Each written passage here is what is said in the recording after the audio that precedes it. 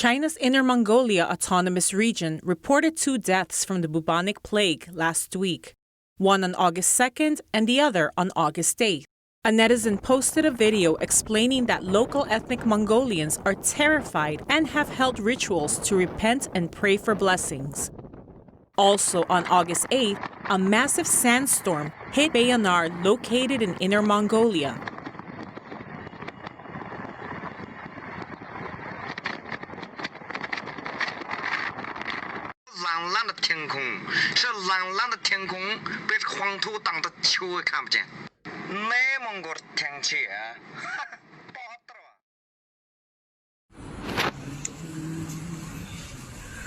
这草原是属于两个世界，这是。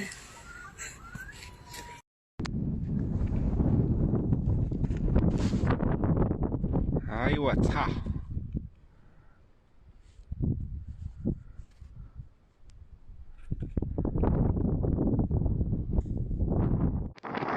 看看这内蒙古的大天气，哎呀，说来就来。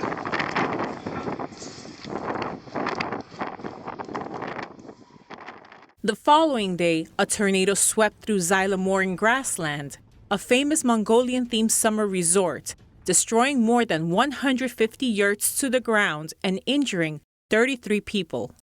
The capital city of Baotou suffered both a tornado and hail on August 9th.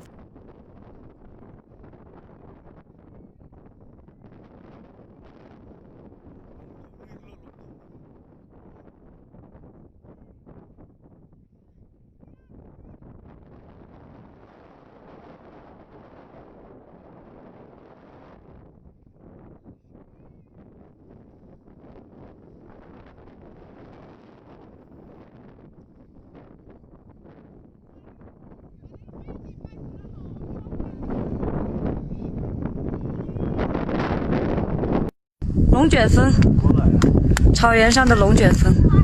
过来了。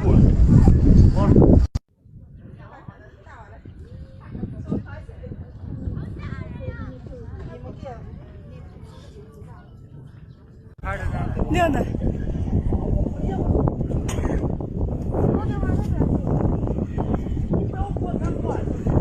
天，龙卷风过来呀！呀，这个。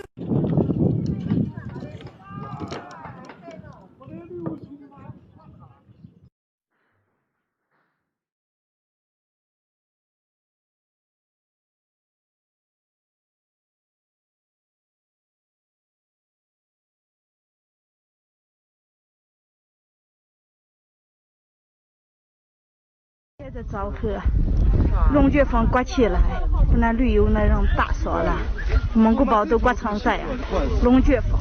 那这条会骑对吧？奇怪的。哎呀，吓人，太吓人了。